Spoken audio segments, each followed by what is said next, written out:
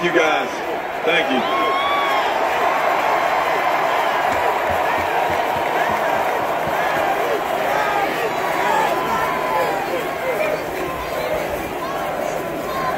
Being here today on Dooley Field brings back a lot of special memories for me.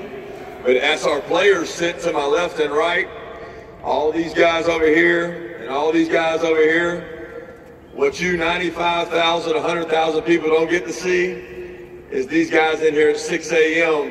about a year ago this time, running on this field, sweating, blood, tears.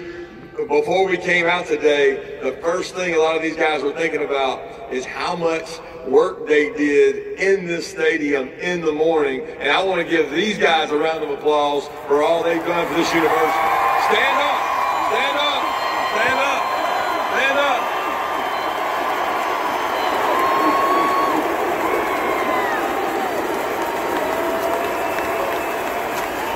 Thank you, guys. A lot of people to thank. You know, you don't get success in life, you don't have the things we've been able to have without support.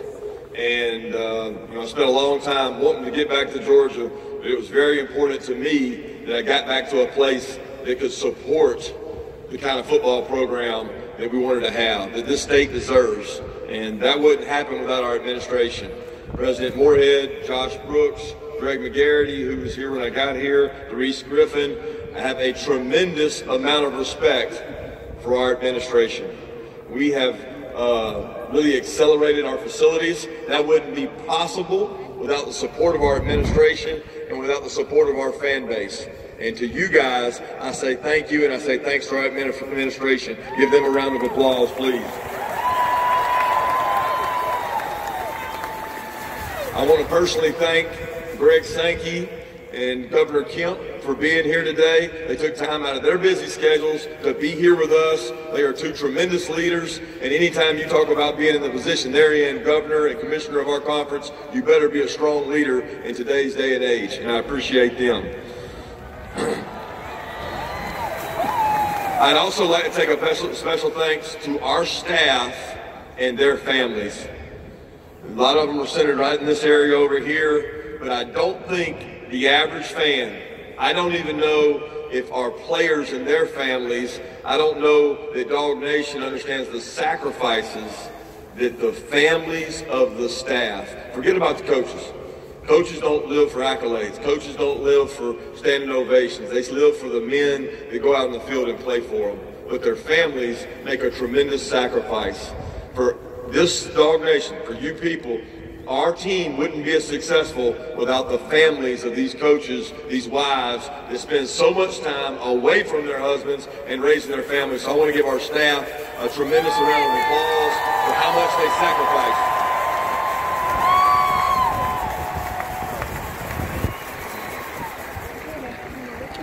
This is how it started. So I don't know if you paid attention to media days, but it popped out at me when I was thinking back to this season. Success usually comes to those who are too busy to be looking for it. Henry David Thoreau. That embodies this team. They never embraced the success. They never acknowledged the success. You know what they kept doing? They just kept chopping wood. They just kept chopping wood. This program will never change from that quote.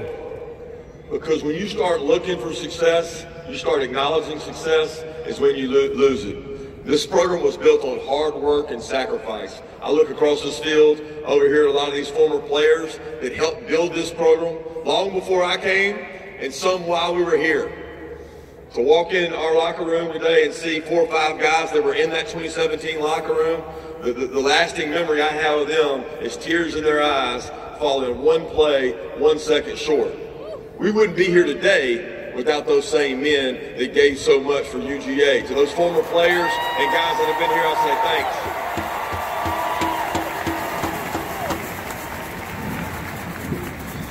You know, it's not easy to sit up here today because I can't figure out if I keep getting goosebumps because I'm getting goosebumps or I'm just cold.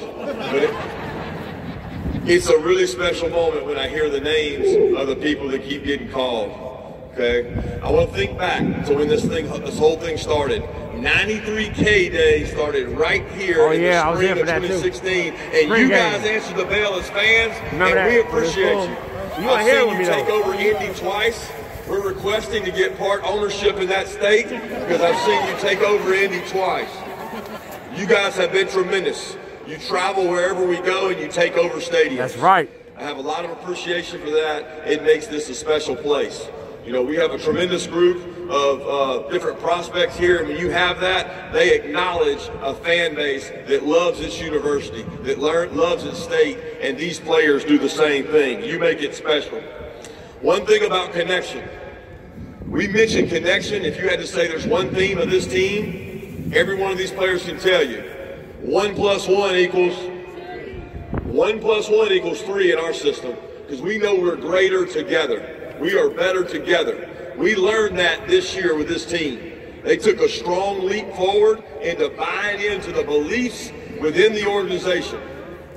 And I don't want to single any one person out, but our players know. We had several team meetings where they stood up and talked. And I asked them, what's different about this team? And to a T, every man talked about the buy-in of the organization. We had guys who weren't playing, and they said, what's different about this team, Coach, is we know our role, but every team knows their role, every player knows their role. We're bought into our role. We understand that if we're not the starter, we're to support the starter. If we're the backup, we're supposed to be ready to play. And guys bought into that. Fifth-year seniors bought into that, and I respect that. I respect that because these men bought into that, and it was strong. Going back to the word connection. You know, I think back, I look around the stadium, and there's connection at every turn.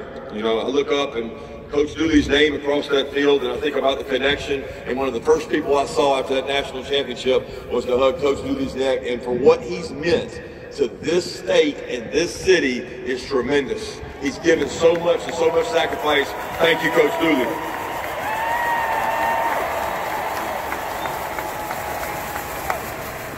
Coaches here long before me, Coach Goff, Coach Donnan, Coach Rick, meant so much to this university and myself, and we're so close so many times.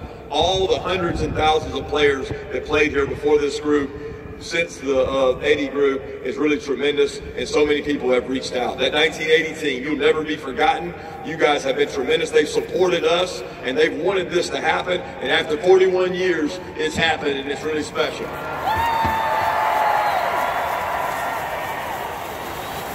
So as I wrap up, because I know these players want me to shut up so they can go get warm and get out of here, but it's moments and events like this that allow us to look back and allow us to look forward.